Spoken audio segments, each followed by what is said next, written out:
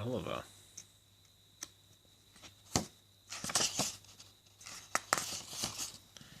This is a story about Oliver, the Great Western Engine. His owner didn't want him anymore and he was going to be turned into scrap until someone came to the rescue. One day, Edward was talking to Douglas. They had heard that steam engines were being put out of service across the island and replaced by new diesel engines. "They're being turned into scrap," said Edward quietly. "Don't mention that word," Douglas gasped. "It makes my wheels wobble." "I agree," replied Edward, "but the Fat Controller says he will make sure there are always steam engines on his railway." "I'm glad we work for the Fat Controller," smiled Douglas. That night, Douglas was still working. He had taken the midnight goods train to a station at a faraway part of the island, where only the diesels worked. He was just shunting, ready for his return journey, when he heard a faint hiss. "That sounds like a steam engine," he thought in surprise. The hiss came again. "Who's there?" asked Douglas. "I'm Oliver," whispered a voice. "Are you one of the Fat Controller's engines?" "Aye, and proud of it," replied Douglas. "Thank goodness," said the voice. In the darkness, Douglas could only make out a little western engine. "This is my coach Isabel and brake van Toad," said the engine. "We've run out of coal and I have no more steam." "But what are you doing here?" asked Douglas. "Escaping from a scrapyard," replied Oliver, trembling. Douglas shivered. "I'll be glad to help you," he said. "We'll make it look as though you're ready for scrap, and I'm taking you away." The driver and fireman agreed to help too.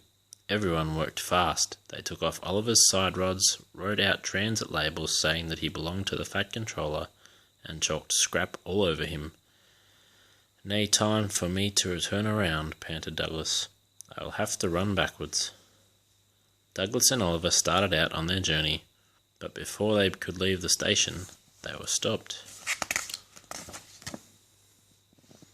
"Aha!" exclaimed a foreman, shining his torch at Oliver. "A great western engine." His light flickered further back.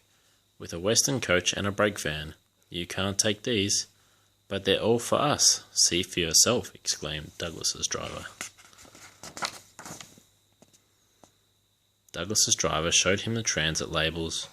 Oliver and Douglas hardly dared to breathe. The foreman looked all over Oliver. "It seems in order. You can go, driver," he said. "Phew, that was a near thing," puffed Douglas. "We've had worse," smiled Oliver. "We were nearly caught getting here and had to hide on an old quarry branch for 3 days. I was very frightened." "I'm not surprised," replied Douglas, and they forged ahead. It was daylight when their journey ended. "We're home," cried Douglas, as they reached the Fat Controller's railway. "I know just the place for you," and he showed them an empty siding nicely hidden away. "Goodbye and thank you," whispered Oliver. "I was happy to help," smiled Douglas, and he puffed away. Back at the shed, Douglas told the other engines all about Oliver. They were very excited and agreed that something must be done for him. "The Fat Controller will have to know," said James. "Douglas should tell him at once," added Gordon firmly. "Well, here I am," said a cheerful voice. "Now what's this all about?" It was the Fat Controller. The engines were silent. "Beg your pardon, sir, but do we need another engine?" said Duck quietly at last.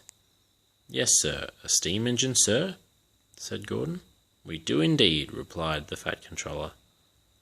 "But I'm afraid that unless one is saved from scrap, there's little hope." "But, sir," burst out Douglas, "one has been." "Who told you that, Douglas?" asked the Fat Controller.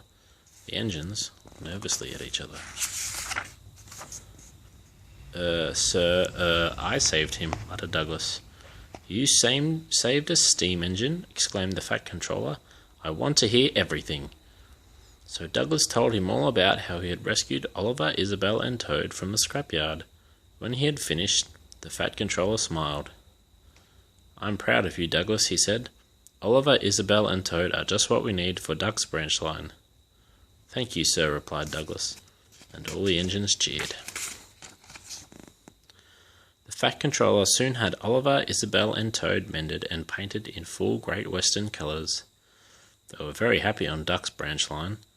As Oliver puffs along the coast, he often thinks about the lucky escape he had. If Douglas hadn't come to rescue, things would be very different. Oliver is very grateful to Douglas and everyone at the Fat Controller's Railway for his lovely new home. The end.